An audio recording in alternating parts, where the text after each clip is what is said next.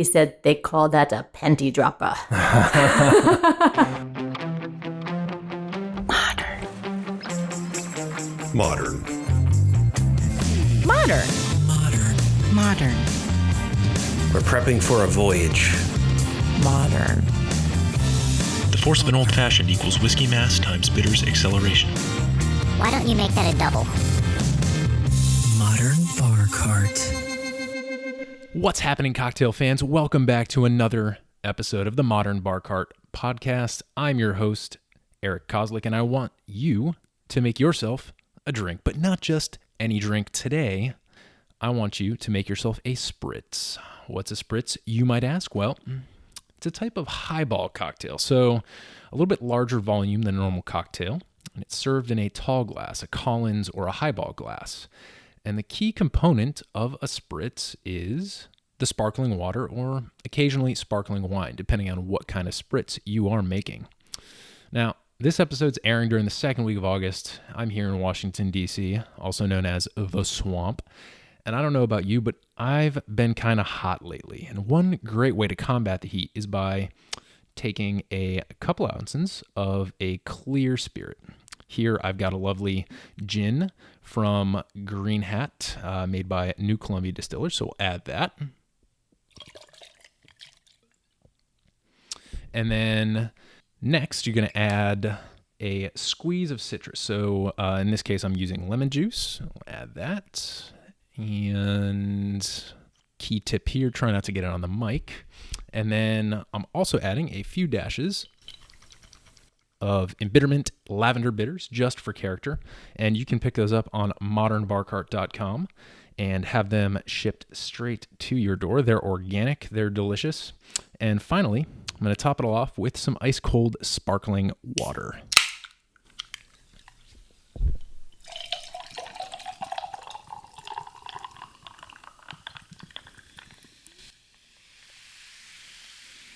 You can hear that nice fizz. I use pretty much the whole can there. So you're getting, you're hydrating while you're drinking, which is ultimately good for you.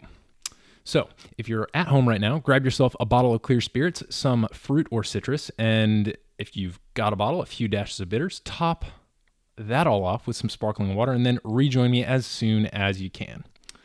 We also enjoy a spritzer variation in today's episode, which is an interview with Aviva Goldfarb, who's an extremely accomplished cookbook author and meal planning guru who, fun fact, also happens to be a really talented and inspired home bartender. One of my favorite things about talking with Aviva is the passion she has for flavor. Her voice and her facial expressions just light up when she talks about the joy of food and drink. In this wide-ranging discussion, we cover a number of cocktail-related topics, including but not limited to homemade infused spirits and syrups, which is kind of the theme of this episode, Aviva's go-to cocktail accent flavors, creating a family-friendly cocktail culture, the keys to fun but effective recipe development, and much, much more. Aviva is a wealth of knowledge when it comes to cocktails and home entertainment, so I hope you'll take some time to visit the show notes and check out her latest recipes and her new projects. But for now, we've got a great show for you, so sit back, enjoy your spritzer, and also enjoy my interview with Aviva Goldfarb. Aviva, thanks for being on the show. You're welcome. Thanks so much for having me. I'm really excited to be on the Modern Bar Cart podcast. Awesome. So just to get us started here, do you mind, for our listeners, introducing yourself and talking about who you are and what you've been up to recently? My pleasure. So I have been in the professional food world for about 18 years. I have written 4 cookbooks, and I just love developing recipes and playing around with food and flavors. But I really like to do things that are fresh and flavorful and usually healthy, but that don't take a ton of time. I like to kind of get it done and get it done quickly and kind of get the most flavor for the least amount of effort and make things seasonal too. So in addition to the cookbooks, I am the founder of the 6 O'Clock Scramble, which is an online family meal planner, which I recently sold to a new owner.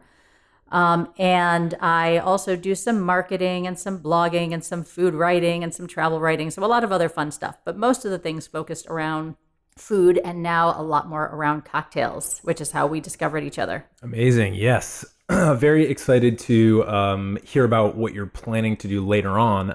But it seems like between the cookbooks and the 6 o'clock scramble and all the marketing stuff you've done, you're my kind of person, which is a Renaissance woman. Just kind of seems like you take yourself where the creativity leads you, and not just the creativity, but also the flavors. So that's amazing. My friends will attest that I'm always into something new. And when I am into something, I go in pretty deep. So this summer is the summer of infusions, which we will talk about later, I assume. And last summer was the summer of shrubs. Ah, yes. Love shrubs. I think 2 weeks ago, I interviewed my friend Charlie Birkinshaw, who's the founder of Element Shrub. So he's a really good resource. So folks, you should definitely check that episode out. And do you have any resources online about shrubs?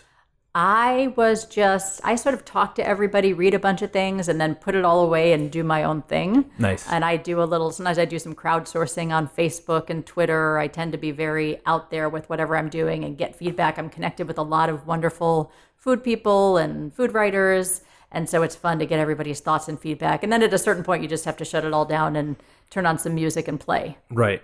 So, I think you mentioned the infusions, and it's kind of jumping in a little bit in the middle of things, but we have these delightful drinks in front of us. So I figured before the ice melts and before they kind of go and change their characters, I was hoping that maybe we could just taste these and tell folks about what we made here with some of your infused spirits. Let's do it. So I recently, for some reason, I can't remember why, became obsessed with wanting to make my own alcohol infusions and liqueurs. And so I started doing some research and decided to kind of start with some basics.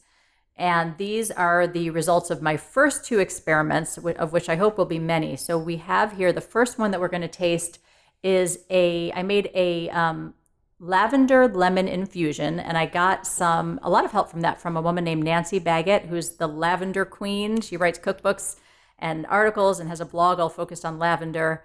And so I used a lot of elements from her lavender limoncello recipe. And then I made a honey simple syrup and mixed those together to make a liqueur. And then to make a cocktail, I blended it with some fresh lemon juice and some soda. So we then decided we would add some of your wonderful lavender bitters today. So I haven't tried it that way yet. And we sprinkled a few lavender leaves on top and a little bit of lemon rind. Yes. So you go first. Oh, I'd love to. Lavender and lemon, thank you. Folks, for those of you out there who are looking for flavor combos, lavender and lemon just happens to be one of those flavors, pairings that just works well always, always, always. So keep that in your back pocket. But do you have any idea why that is? I think lavender is such a beautiful floral flavor, but it can be a little bit heavy. And so I think that lemon kind of brightens it and lightens it. So I think that's why the combination might go so well together. How did it come out? Oh, it came out so good. And then I was thinking, well, honey would be so nice with those rather than sugar. So I thought the honey syrup would do well. Yes. Honey syrup's interesting.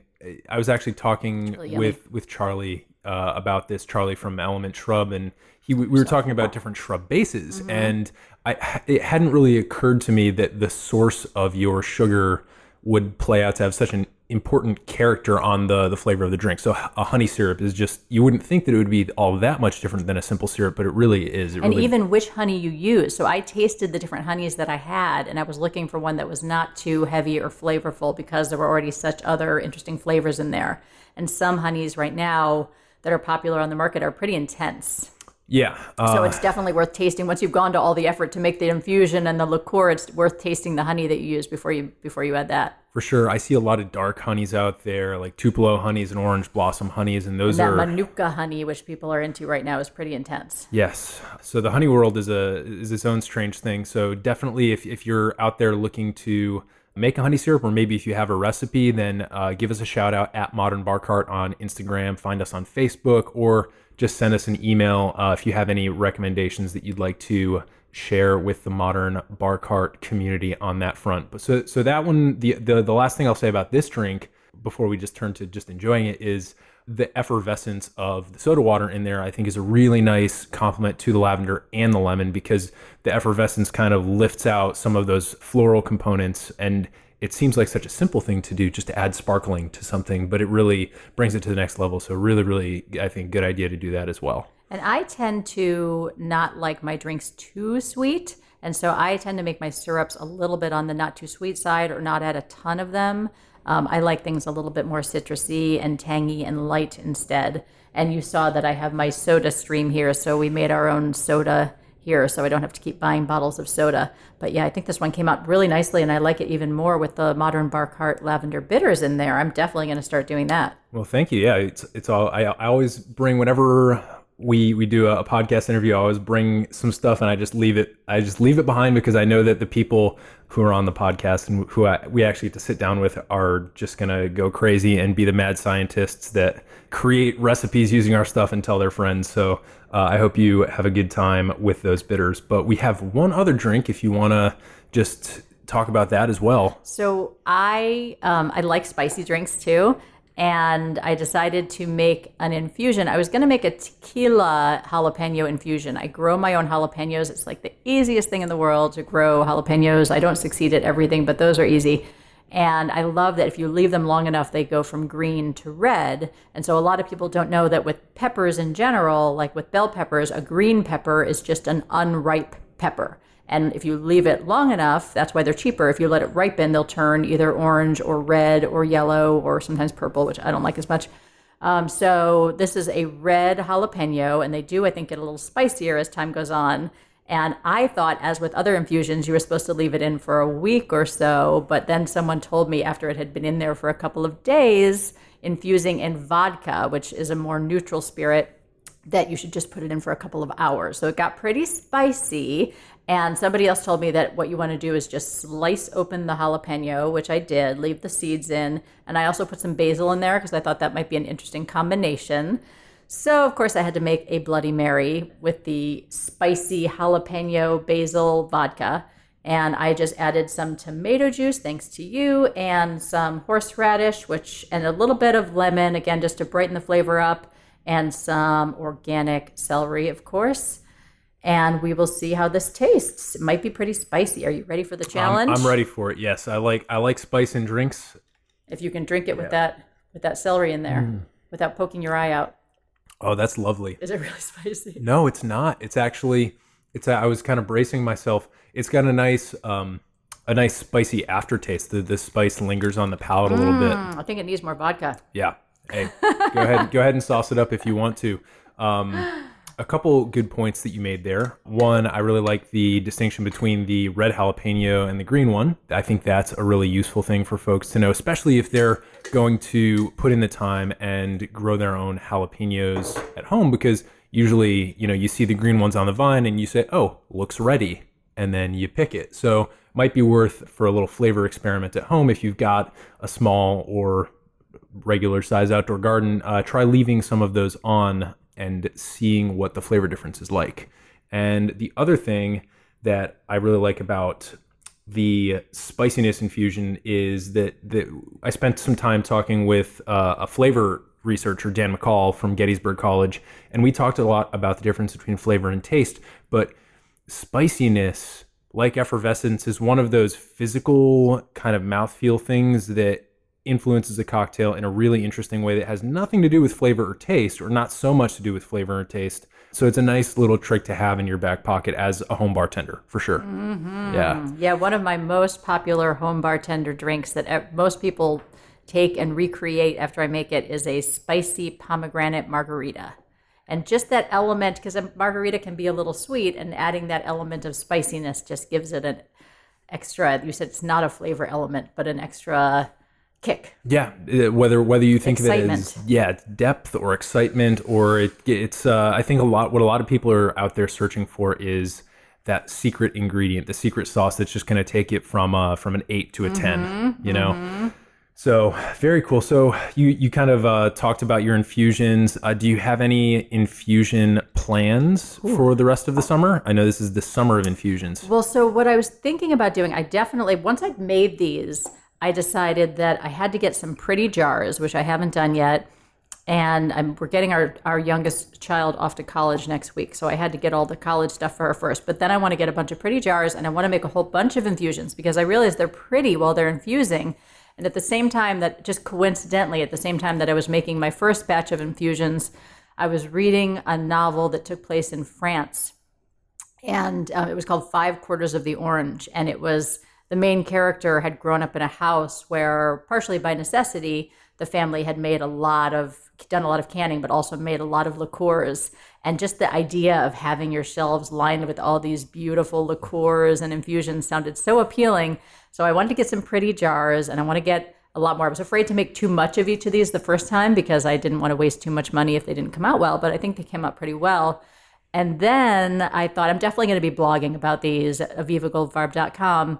And then I thought I would have some infusion parties where I would have some friends over to my bar in the basement, and I would get a bunch of the basics and a bunch of things that they could create their own infusions and all the jars and everything. I guess everybody would contribute a certain amount of money beforehand, and they could go home with their own infusions. Yeah, it's a really good time. I've done some bitters making classes like that where I bring a ton of ingredients, dried and fresh, and we get together at a a place that either sells our bitters or one of our partners, and it's really good fun to get people actually interacting with some of these ingredients because, as you know, obviously some of the things that show up on recipes aren't things that everybody has in their kitchen cabinet. Sometimes you got to go out and get it. Sometimes it's something that you didn't grow up using or aren't familiar with that's maybe a little bit foreign. So those ways to like aggregate all those ingredients and give people that time to play with the flavors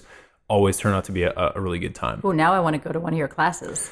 Yeah, well, I can learn from it. We will follow us at Modern Bar Cart, and hopefully we'll have some up here very soon. We partner with the Cookery Shop up on Wisconsin, so we recently did one there. I know that place. Well, excellent. I can't wait. Yes, indeed. I always try to figure out ways, like you do, it sounds like, to turn things into a little bit of a social event and to get other people, because I feel like for me, my kind of happiest and least stressful times are when I'm creating something. I guess that people talk about getting into your flow. And when you're doing that, you can't really be doing anything else. You're just creating. And it tends to be kind of a happy place for me. So I like to share that with other people, get them creating, which is why I've always liked to share successful recipes with people where they can make them and make them for their family or their friends and feel like they have a success and hopefully enjoy the process. Yeah, that's great. And so definitely check out Aviva's cookbooks. Do you want to just throw out a couple of titles? Yeah, so most of my cookbooks are under the 6 o'clock scramble name. So those are mostly easy, healthy family cookbooks with a lot of meal planning elements. So they give you the plan for the week of what you can make and what you can buy for the week to make meals for your family. And who knows? So lately, my entertaining style, as my kids have gotten older, I have an 18 and a 20-year-old now, has shifted a little bit to happy hour, as we call it, where we'll have people over, and instead of making a family dinner or making a dinner party, we'll just make some things and buy some things, and I'll always make a signature cocktail. And just kind of an easy form of entertaining that's very loose, and people can come when they want and leave when they want, and it's just a festive way to entertain. So maybe there will be a cookbook like that in the future that I'm thinking about, something a little bit more, because of course I want to write about and really get into the way that I'm living my life now. Yeah, absolutely. It seems like a period of transition. So hopefully as you get the chance to test out a few more of those, you will keep us all posted and we will see something cool. But so I have a question that I want to get to in a bit about actually cocktails and the family setting, which often involves children. But first, I kind of wanted to start a little bit more generally and ask you, what are some of the biggest hurdles that people come up against that you've seen, whether it's in the food space or the cocktail space? What are some of the biggest hurdles for everyday people who have a 9-to-5 job and they want to enjoy cocktails, but there's something preventing them. What are some of the hurdles that you've seen, and maybe ways that you've been able to identify as ways to get around those hurdles so that you can enjoy these flavors more? Sometimes I think people sort of overly complicate things. And so, if you have a drink that you know how to make and that you love, maybe it was even your mom or your dad's favorite drink, you could start by just making a riff on that. So, maybe make it spicy or make it more sour or add some bitters to it, or just do a little riff on something that you're comfortable with. So sometimes I think just, taking one flavor element and kind of building off of that will make you feel more successful about it. And the other day, somebody asked me, people have been seeing a lot of my posts about cocktails on social media. So somebody said, she posted a picture of a Long Island iced tea recipe, and she said, Aviva, how would you make this recipe good? And I said, I wouldn't, because a Long Island iced tea is just a whole bunch of things mixed together, and there's no way you can make that good, in my opinion, because it's so many different alcohols and Coke and, whatever it is. It's just meant to get you drunk in college. So for me, like, I'd rather have a nice vodka or gin and squeeze some fresh lime, not lime out of one of those plastic limes, over it, and maybe add a little bit of simple syrup in there or something over ice, and call that, a great cocktail, and sit out and enjoy it, and have some really good cheese and crackers and maybe like a can of sardines, which I know might sound kind of weird to other people, but I like them. I love sardines. I think one of the things that stood out to me with what you were just explaining was how simplicity is a key to enjoyment sometimes. The Long Island iced tea is a complex mess of stuff, to the point where flavors get lost and it becomes a mean to an end. And I think with people who do have 9-to-5s and who are, their lives tend to be highly routine. I mean, mine and yours right now might not be as routine as that, but for the vast majority of listeners out there, I think, you have a daily routine, and that is something that you can get into. It simplifies, maybe you have your standard breakfast that you eat every day. And so in addition to keeping your drinks simple, I think one of the things that you can also do is maybe work on pushing your flavor comfort zone a little at a time, right? Mm-hmm. By doing exactly what you said, adding a little bit of spiciness to something that you've been drinking. If you've been drinking the same old fashioned every Friday night for a year, maybe it's time to make it a chocolate old fashioned. Maybe it's time to take your martini and turn it into a Vesper, which is essentially a martini with a couple ingredient changes. So I really like that advice, and I think it's really actionable for people. Whereas some of the stuff that you see out there, even on Pinterest or something like that, it just gets so complicated, and it looks great and you want to do it. But then once you read the recipe, the barriers to entry are just like, whoa, I have to go on 3 different shopping trips just to make this. That is very similar to how I started the 6 o'clock scramble, because everything was so daunting. And I felt like, making a meal doesn't have to be that complicated or that daunting. And you shouldn't have to go to too many specialty stores unless you want to, unless that's pleasurable to you. And so there are things that you can do that are really quick and simple and easy. Then on the other hand, if you are making a simple syrup or a honey syrup or an infusion, make a bunch, because then you can bottle it and use it again in the future. And so I have one of those wax pencils, and I label things, and then I can play around with things the next time and use them again. And they make great gifts. Yes. Oh, such amazing. And it's scalable too.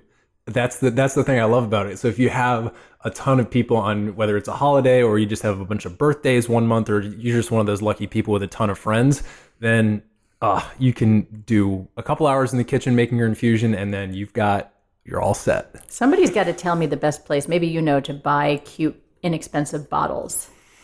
Yeah, there's a couple options out there. We've worked in the past with Specialty Bottle. They're based out of Seattle, but they are an American company. So as opposed to, if you're buying a bunch of bottles, it tends to get a little expensive. So they have some bulk discounts, especially if you want to put them in small bottles. And their customer service is top notch. And they'll have some of those bottles with like the swing tops, which are great for infusions. So if you want to give them as a gift, typically if you're making like a syrup or something, depending on what you're infusing the flavor into, whether that's a vinegar or a sugar syrup or a spirit, it's nice to have that swing top on there to keep it sealed in the fridge and avoid it, especially if it's a syrup where you're worried about that, bacteria or something getting in there. Yeah. Yeah. There's always so much to learn. So I think there's so many people right now who maybe because in some ways the world is kind of stressful, it's fun to geek out on food and cocktails and just learn something new and try it as long as it's not too complicated. I mean, I love also just making flavored syrups. And so if I'm going to make a syrup, I'll add a bunch of ginger to it or I'll add a bunch of mint to it. And they're so flavorful and so good. And then you can just mix it with a spirit and some ice. And it's just an incredible drink. Yeah. And I almost always add lemon or lime. Yeah, citrus is nice in a drink. I imagine when you were in your shrub phase, you probably did a little bit less of the lemon and the lime. Yes, because they were fermenting. I do a lot of herbs too. Yeah. I think you and other folks out there should probably check out the episode I did with Colleen O'Brien, who's actually an apothecary. I did. Yes. That was really interesting. She's one of my favorite people, and she's doing a really cool restaurant concept out in Virginia that's kind of herb-centered. So that's fun to check out. But getting back to the family side of things. So we've kind of given a few tips for folks who are maybe out there and want to do some experimenting on their own, but you've also had a lot of experience working with people who have kids in the equation. And here in the US, I feel like there's the approach to alcohol in a family setting is generally a lot stiffer and a little bit more difficult to talk about in a public forum without worrying about people getting their feathers ruffled than it would be in, say, a country like France or somewhere else. I'd love to ruffle feathers. Yeah, I want to get your honest thoughts on what it's like to create a family environment that is conducive to cocktails, but also to kids. Are there things that we want to keep in mind? Just what's your experience with that? Well, I probably have a different approach than some people. I support age 18 for the age of drinking because there's so many other things that you can do when you're 18, and to be able to drink responsibly when you're 18 seems reasonable. So that's the way it is in our house, at least for our kids. And it was that way in the U.S. for a while, right? Wasn't it in the 70s when that changed? Yeah, I'm not exactly sure when it changed, and some states did it at different times. But so my son, who is in college, he's a junior, and he actually asked me to teach him how to make cocktails when he was home last time, or to teach him how to make a couple of cocktails. And so he and I will correspond about different things that he made and I make. So for him, it's not about just, taking a big bottle of grain and mixing it with some Crystal Light or whatever we used to do in college. It's a little bit more about creating a good flavor, and he likes to cook too. So it just is mixed in with that. And hopefully it's not just about drinking to excess. I do think that, definitely I think parents need to make sure and drink responsibly around their kids if they choose to drink at all. And I think there's nothing wrong for most people with having a glass of wine or a cocktail with or after dinner. And but there is some I can see some concern around when parents come home and say, oh, I need a drink, and what message it's sending to the kids. I can definitely I've struggled with this a little bit myself. I want it to be something that's pleasurable, and that my kids have seen me cooking and they've taken up cooking themselves, and they've seen me making cocktails. I make a lot more cocktails than I drink wine, and they are interested in that themselves, and they taste them when I make them. And so hopefully that's something that they see as part of the pleasure of creation and enjoying something, and not something that you just do to wash your cares away when you've had a hard day, although sometimes I do that too. Yeah. Not too often, but sometimes. It's one of the nice side effects of cocktails is not only do you get the flavor, but you also kind of get the chemical response to relax yourself. Yeah. I, right now, am at the very beginning phases of something you started a while back and have now grown successfully, which is starting a business. Mm-hmm. And sometimes I perform better when it's 7:00 and I still have to answer a bunch of emails if I'm drinking a cocktail, not just because I'm enjoying the flavor, but because it just gives that nice little stimulus to relax. And so I think modeling, my takeaway here is that you're saying that modeling effective drinking, I say it like it's a skill, mm-hmm. Modeling effective drinking when there are kids present, or kids, teenagers, whomever. I think that's an important thing. And then I think an important question maybe to take away that we could be asking ourselves as a group, as a social group, whether that's American citizens or people in a friends group, is Is the age where you get to start drinking more important, or is the way that you do it more important? And one thing that I will say is I'm a really, really strong proponent of not drinking and driving. And so much so, I have a breathalyzer in my car that you can order for about $100 that's pretty effective in case I or anyone else I'm with needs to be convinced that they shouldn't drive. People at first are always incredulous, and then they all want to try it. Yeah. Well, maybe I'll see if we can touch base, and I'll get a link to that in the show notes. Sure. Yeah. modernbarcart.com/podcast, and you can just search for this episode with Aviva Goldfarb. And we'll definitely have a lot of that stuff in the show notes, as well as pictures of the amazing cocktails that we're enjoying right now, and some of the answers to the lightning round questions, which we'll get into in a second here. But before we jump into those, I wanted to ask you, in your travels of multiple different cookbooks and developing recipes for meals and for cocktails, are there any flavors that you tend to go or lean toward when it comes to innovating a cocktail or just putting your own twist on something? I am kind of a sucker for ginger. I just think it's such an interesting flavor, and it sometimes has to be used in moderation. But it's just a great flavor. I think that basil is an herb that sometimes is underused in cocktails. A lot of people use mint, and I really like that too. But basil is related to mint, and it has its own wonderful flavor. And rosemary too, actually, can be something that's really good in an infusion and in a syrup. And I've become a big fan in recent years of different gins. So I feel like gins, the botanical flavors in gins. And I went down to some of the distilleries in Ivy City, and what's Green Hat, and what are some other ones down there, and 1-8 Distilling. 1-8 Distillery, right? Just tasting some of the different flavors in those and what you can do with those. So I'm always experimenting, but I think there's some flavors, jalapeno. There's some flavors that I keep coming back to just because they're so pronounced and easily accessible. Yeah, I want to return to ginger and basil because I think those are two great takeaways for folks. They're super easy to work with too. I mean, basil, you can get a pot, or you can just buy it straight at the store. And literally all you have to do, you can do something as simple as make your drink normally and then take a couple basil leaves and smack them on the back of your hand. That's all you have to do, is just smack them on the back of your hand and float them in the drink or garnish, and you get this intense aromatic payoff where it's great bang for your buck because you really don't have to process it all. Ginger, you do have to process, but that processing can look like really anything you want. You can turn it into a ginger syrup. You can slice it up into slices and then muddle it into the drink while you're prepping it.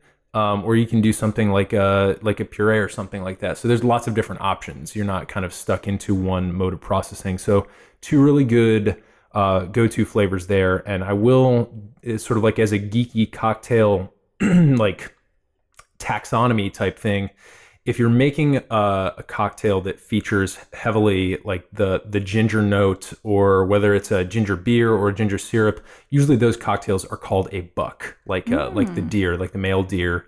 So if you see something on a cocktail bar that says either like a rum buck or something buck, then chances are ginger is going to be one of the primary notes in that. So just a little menu tip for folks out there.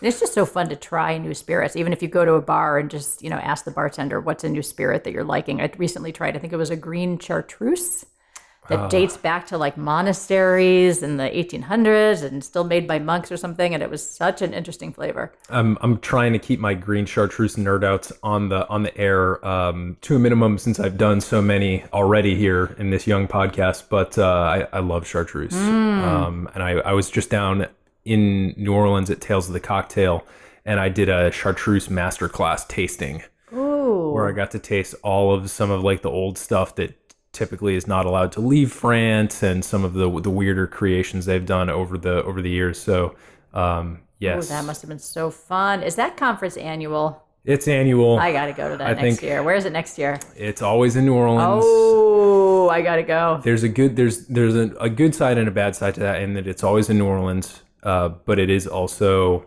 always in late July. So it's like Boiling hot, so they can get a hot. great deal in the hotels. Yes, and so that's why they do it, I think. But for folks who've maybe heard me mention Tales of the Cocktail once or twice, it's a great conference, and it's not just for industry folks. Although it's heavily industry focused, they've been doing a really good job to make it more accessible to folks who are just cocktail enthusiasts. So don't feel that you are going to walk in there and just get, kind of excluded because you are not a liquor distributor or a brand rep for Bacardi or something like that. There's a lot of great stuff for enthusiasts, and you can learn a lot, especially by doing some of the tasting seminars. It's so fun. There's some great local conferences like that too that you can attend if you just like to learn a little bit more about food or cocktails. I'm a member of Les Dames d'Escoffier, which is a women in the culinary field and hospitality industry, and they put on, I think, every other year a conference in Rockville that's so interesting. And I went to a soy sauce tasting by the CEO of Kikkoman from Japan, and it was just learning so much about a product that we use so much and don't necessarily think about how they created it. It was a byproduct of creating miso. So it's just fun if you're, so many of us are just like to geek out on this stuff a little bit. Yeah, well, we'll have to throw in a link to that organization in the show notes too, in case folks are interested. They put on some great programs. Is it national? It is national, but there's a DC chapter that does a lot of interesting programs. Okay, great. So we'll link to the DC chapter, and we'll try and give you access to the national stuff as well for folks who are listening in other parts of the country, which I found out that you do exist. So if you're listening in other places, thank you for listening. If you're one of our international listeners, thank you as well. So it is that time of the episode where I want to get into a couple of the lightning round questions. These are the ones, if you've listened to our podcast before, you should be familiar with. This is kind of just where we get to know our guests a little bit more and answer some cocktail related questions. So I will start off with, of course, the favorite cocktail. What is your favorite cocktail? And if you don't have a favorite of all time, what's something that you've been more interested in recently? Well, let's see.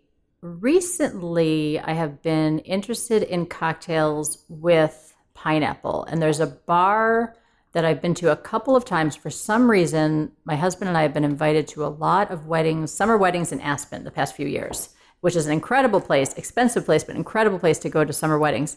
And there's a bar that we discovered there called Meat and Cheese. And they have a really tiny bar in the back with an incredible bartender. And he does infusions there. And he has this big jar where he does this jalapeno and pineapple infusions. And he makes these pineapple tequila with a pineapple tequila drink. I can't remember what else is in it, but it's got one of those sort of chili rims, and just everything about it is so flavorful. It just wakes up my taste buds, and I wish I remembered what was in it, but that's been my favorite thing lately. And I want to start doing more with pineapple. I've noticed that when I make a lot of smoothies also, and when I put pineapple in smoothies, I tend to throw a lot of healthy ingredients and veggies. Everything tastes better. Pineapple kind of counteracts all the flavors that you might not love as much, like kale and things in smoothies. So I want to start playing around with pineapple more. Interesting. That's a really nice little tip. That had never occurred to me. Pineapple. Cool. And it looks cool in a jar. Yeah, I bet. So if you were to do a pineapple infusion, would you do fresh pineapple? Yeah, for sure. I would cut up fresh pineapple. And I even have one of those weird like pineapple things where you can core the pineapple just by twisting it. And so I would do like a whole pineapple thing in there. Oh, neat. And then you could eat the pineapple, although it's probably super intense. Oh, yeah. You might not want to do that. That sounds, well, you might not. You might. Well, you also might. Not everybody would. So the cocktail that you mentioned was basically, just so people know what the constituents are, even if we don't know the ratios, it's tequila, and a pineapple jalapeno syrup? Sort of, some sort of infusion. I can't remember. I'm going to have to look up this place. But if you're in Aspen, go to Meat and Cheese and ask that wonderful bartender to make you one. But generally, when I look at a cocktail menu, I tend to be a sucker for anything that has ginger, jalapeno, grapefruit. And these days I am noticing on cocktail menus more and more things have elderflower. I'm starting to get a little tired of elderflower. It's just everywhere. I really liked it a couple of years ago, and now I'm getting tired of it. Yes. The lovely thing about elderflower liqueurs is that they are delicious, but they get leaned on a lot in the beverage Yeah. space. Bars that before the cocktail craze, I feel like bars that were making most of their money on selling sweet white wines and sparkling white wines, as they transitioned into the cocktail space, they found a flavor comparison there in elderflower liqueur, which is sweet, it's floral, it's delicious. But I think a lot of people have been kind of leaning on it pretty hard Did recently. you go to that bartender contest it was like the Washingtonian sponsored make the best cocktail thing, and I swear more than half of the cocktails there had elderflower in them. Yeah, I didn't make it to that one, but I heard I have a friend who went, and they actually said the exact same thing. It was amazing. I was like, this trend has jumped the shark. I don't know if that phrase has jumped the shark too. Yeah, well, maybe the new trend that we can emphasize is lavender. Lavender or grapefruit, jalapeno, pineapple. Yes. I think all of those ingredients are things people are familiar enough with, but we haven't seen incorporated into too many drinks. And maybe basil. Yeah, absolutely. Just based on the flavor profiles that you've been describing, you're definitely a south of the border type person. You definitely I did grow up in California. Do you like mezcal at all? Yes, in fact, I have a bottle up there. Nice. Yes. Yeah. With those It took me a flavors. little while to come around to mezcal, and now I really like it. It's oily, it's weird, it's made in a strange way, Yeah. but it's pretty cool if you It's can get around the smoky. smoke. Smoky, I know. Yes. So, that being said, we know your favorite cocktail. What about your favorite so if we're getting away from like the cocktail recipe itself, what about your favorite single ingredient, whether that's a spirit or otherwise? I would say for a while it was vodka, and then it was tequila, and these days it is gin. And I just feel like gin has so much flavor that you don't need to do that much with it. And I'm always on the hunt for what the next thing will be. So if I hear about some interesting, pisco or some interesting spirit from another country that I haven't tried yet, I'm interested in trying it. We went down to Nicaragua this past year, and I really liked, they made a drink called El Macua, which was very fruity with rum. So then I was drinking a little more rum when I was playing around with those tropical flavors. But these days, I think gin tastes kind of sophisticated and interesting. I love gin. Gin's my favorite spirit as well, and we're fortunate enough to live in a city that actually emphasizes gin. DC has a great gin heritage. And I was speaking with somebody the other day and kind of speculating is it possible for a city's history to actually influence the palates of the people who live there? Because I was making some cocktails recently, and I had two options. I had a gin option and a vodka option. And usually when I'm just at a pop-up making cocktails, folks lean toward the vodka option, but for some reason, the gin was way more popular, and it was the less colorful drink. There was nothing really to recommend it besides the fact that it was gin over the vodka drink. And so people usually tend to be conservative, but everybody went for the gin drink. So I'm thinking that maybe DC is just this great microclimate for gin drinkers. Its time. I think so. And I think some of those distilleries are really educating people about it. Yes. And I know Green Hat just launched a new gin. I think it's an Old Tom style gin, which is great now that we're turning back towards winter. It's still hot out here, but some of the darker gin variants are fun to play around with when you're doing those wintry cocktails. So, And I do like a good beer. yes. What's your favorite beer or beer style? I tend to be kind of light and crisp and fruity, and I like those wheat beers, and I'm kind of a sucker for those grapefruity beers. So I am organizing a birthday outing for my husband's birthday. We're going to do a bike and brewery kind of thing. Very so cool. hopefully we'll taste some new ones. Around here or in Maryland? Yeah, we're still trying to decide, or I'm still trying to decide where we're going to go, but somewhere in Maryland or Virginia. Very nice. Yeah, but there were some great suggestions of places where you can bike and brew. Nice. Yes, I'm What's a your favorite? Belgian guy. Oh, so yes. kind of in the wheat beer space. Yes. And fruity, even like a little bit overboard. I have a friend who says he won't drink Belgian beer because he says it tastes like bananas and cardboard. And I couldn't disagree more. I can see where the Belgian beers get that sort of reputation among IPA snobs, but not being an IPA snob, I tend to like them a lot. So I was on, do you know that show Foodie and the Beast with Nikki and David Nellis? Oh, you should go on that show. I'm familiar with Nikki, yes. I don't think I've... They do a show on Sundays that's so much fun, and they It's have a all these radio local show, right? chefs. It's a radio show on Yes. Federal News Radio. So anyways, they had this fun Belgian chef from that Belga, is it? On there, and he was yeah. doing a beer tasting, and there was this cherry beer that was really fruity. And he said, "Can I say this? I guess I can say this on your show." can. It's explicit, He said they call that a penty dropper. I love it. What's what is that called? Is it a cherry ghost or a lambic maybe? Oh, I can't remember, but it was Something like so that. sweet, and you just couldn't stop drinking it. Yeah. Very cool. Well, we don't get to talk about beer a lot, but I love to talk about beer. So I'm glad you brought that up. My favorite question: if you could have a cocktail with anybody in the world, past or present, who would you have that cocktail with? What would the cocktail be, and what would you talk about? Wow, I did not study up for this one. That is interesting. I'm such a big reader. So I was thinking that it might be an author that I like, and maybe somebody who's written one of the food. I was thinking Anthony Bourdain, but he might actually be kind of an asshole. I'm not sure. I think you gotta like him and be okay with him. He He'd be seems a little so edgy. much fun. Yeah. If he would be nice to me, I think I would really like Anthony Bourdain. Or if you could maybe just sit in like a soundproof chamber and watch Anthony Bourdain and Julia Child have drinks Oh, together. because that's so true. Because Julia Child is so delightful, and actually one of my favorite people to have a drink or a meal with, who is living and very vital, is a very prolific author and writer named Joan Nathan. And she writes a lot of cookbooks. They tend to focus on Jewish cooking around the world. And she writes for the New York Times. Super interesting. She's just so full of life. Every time I'm with her, I just laugh and I learn so much about food and its roots and where it comes from and different chefs. And so she's one of my favorite people when we have time together to have a meal or a drink with. So I think the moral of the story is have drinks with a chef. I guess that seems to be where I'm leading. I was going to say Michelle Obama.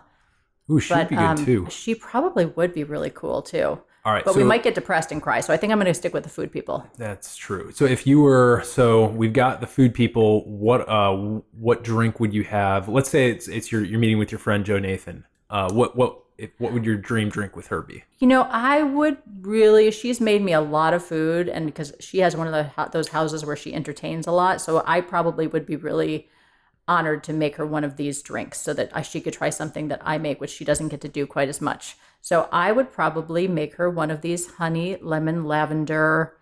We haven't really given it a name yet. Well, Cocktails. It's kind of a little Ricky-ish maybe. It's a little Ricky-ish, but it's also got kind of the infused side of it too. So it's we'll have to think of a I'm name. gonna have to come up with some sort of good name for it. Yes. So that sounds like something, and she probably would come up with some really good story about where it relates to some, Jews or Arabs in Persia, and we would have a whole new story to go with it. Beautiful. One of the things I like about cocktail names is that, some people are slow to come around to the fact that food and beverages are actually art. I fully believe that they're art, but people who are, maybe in the academic space tend to maybe look down on the culinary arts a little bit as a formal art. And one of the things that I like to mention is that, people name cocktails in the same way that they name plays or poems or paintings or musical works. And so I think the naming of a cocktail is a really nice way to kind of bring it into that more artistic side, especially when it's something that you've created yourself. And I always feel like I have so many years and years of naming recipes that I always feel like there's this need to name it in a way that's going to make people want to drink it and a little bit know what it is. So sometimes people say, you should call it the, whatever it is. I'm like, well, then people won't know what it is. And they won't, so I want to get the, if I heard that something was a honey, lavender, lemon, something that would get me right away. Right. Yeah, that's an interesting problem. I've been trying to name a few new products that we're about to come out with. So I can relate to you on that particular note. Are there any books besides your own that you found particularly influential if it's in the drinks space? Oh, not my own for sure. And there's this one that I'm looking for. I think it's called I don't know about influential. I have a list of books that I want to read about cocktails that will be super influential, I'm sure. But there's this one that's really fun. I think it's called Eat Your Drink by this bartender in LA that I met at a conference. Do you know about that? No, Eat Your Drink. And he mixes so cool. food. I had this like arugula pineapple cocktail at a conference. I was at a IACP, International Association of Culinary Professionals conference in LA or Hollywood last year. And he was one of the bartenders that was featured at one of the events, and his stuff was so delicious. It was right up my alley, but it had food in it. So you could kind of eat with a fork the food in the drink. And so I thought that was kind of a unique concept. And I have his book, and I haven't made anything from it yet. Yes, that's pretty cool. That is one that we have not heard yet. So I will definitely link to that in the show notes. Once we're done, I'll see if I have it over there. Cool. And what about, do you know any of the others off the top of your head that are on your list? The books that were recommended to me by bartenders I know are Death and Company. Do you know that one? Yep, Death and Co. Death and Co. They're a famous bar in New York. Oh. Yeah. And then Craft of the Cocktail, History of the World in 6 Drinks. Ooh, I've heard of that one, but I have not read it. These would be fun. The Bar Book, The Dead Rabbit Cocktail Book, and Imbibe. What do you think I should add to my list? Those are all really good. I think The Dead Rabbit is also going to be more recipe heavy. I tend not to be a recipe book kind of person. I like books that have more of a narrative to them or might be more historical. So a great example of that would be Imbibe or Punch by the same author, David Wondrich. Those are really good historical. So it's a more enjoyable read for me. It gets me to commit to the book as opposed to just having it sit on my shelf. Yeah. So I absorb all the recipes while getting that. Yeah, I would enjoy the narrative too. But I got the apparently this is something I learned at Tales of the Cocktail. I was doing a table at the Bitters and Books market they have there. They just happen to have bitters and books in the same market. And I was sitting next to, during my time slot, the editor of the Mr. Boston Bartender's Guide, which is super old. It's like its 75th anniversary printing, and this is the last printing that they're ever going to do in print. So if you want an updated edition of a book that is pretty much just like a ton of recipes, that has pretty much every recipe you can imagine, the Mr. Boston Bartender's Guide this is the last print edition before it goes 100% digital. So we can talk off air about some other recommendations that might be a little bit more narrative based, but also with recipes. But those are really good recommendations, and I will link to as many of those in the show notes as I possibly can. Okay, excellent. So before we wrap up and just give people a summary of how they can get in touch with you, do you have any advice to somebody who's just starting to get into cocktails and home bartending? Something that's fun is to talk to bartenders when they're not super busy. So if you go to a bar and the bartender's not really busy, that's a great time to talk to them and just ask how they got into bartending, what they've read, what they're enjoying experimenting with, and that might give you some inspiration. And then I think, with anything that you're doing, sometimes cooking is just a little bit functional because you have to. But I think that there can be a certain joy in cooking too. And so I think that when you can, to make it a joyful experience and, turn on some good music, take a breath, try to have some fun with it, do it with someone you love, or do it with yourself and love yourself while you're doing it.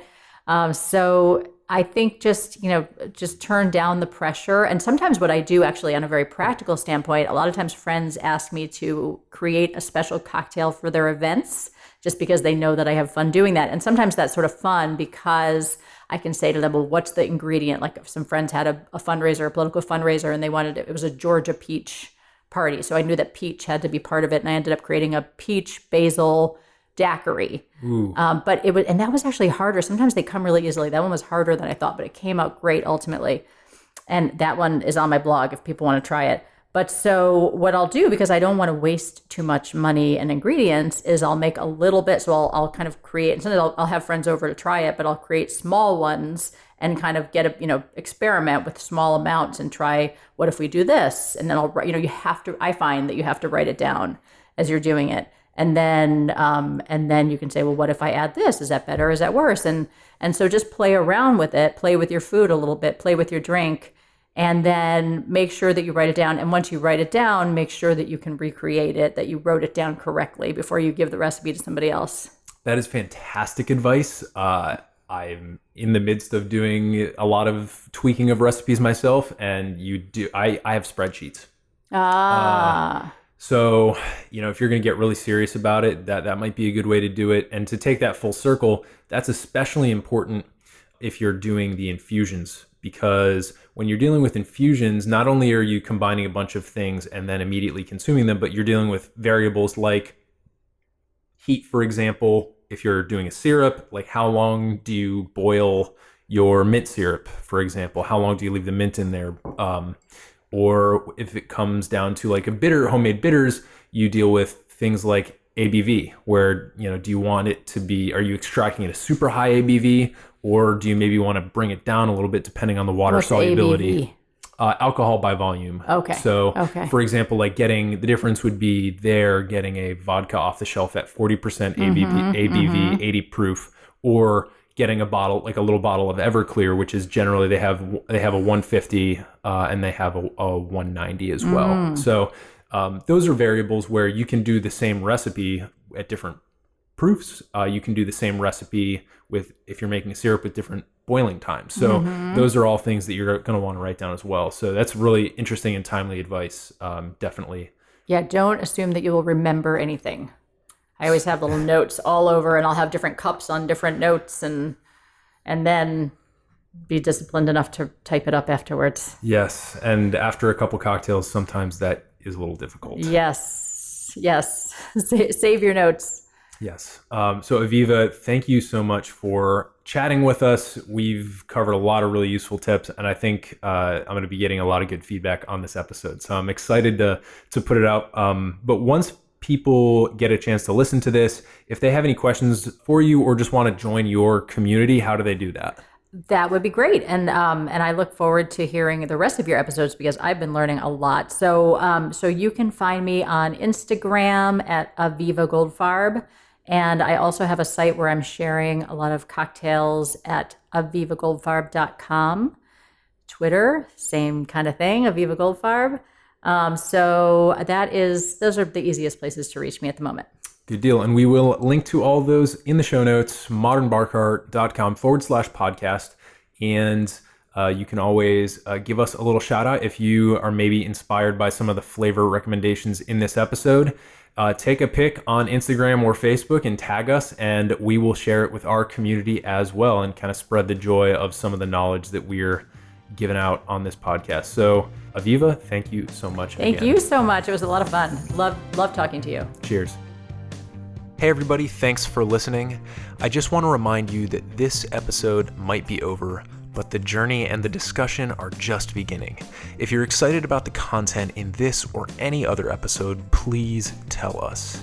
Follow us on Instagram at Modern Bar Cart for recipes and great product tips, or stalk me personally at Quixologist. That's Quixologist. You can also like us on Facebook by searching Modern Bar Cart, or hit us up directly via email by sending a note to podcast@modernbarcart.com. That email address, by the way, is also the one that you should use if you've got any cocktail or home bartending related questions you'd like us to address, or if you think you have a unique perspective on the cocktail world and would like to be interviewed for all to hear. I'll see you next time, but until then, drink responsibly and experiment boldly.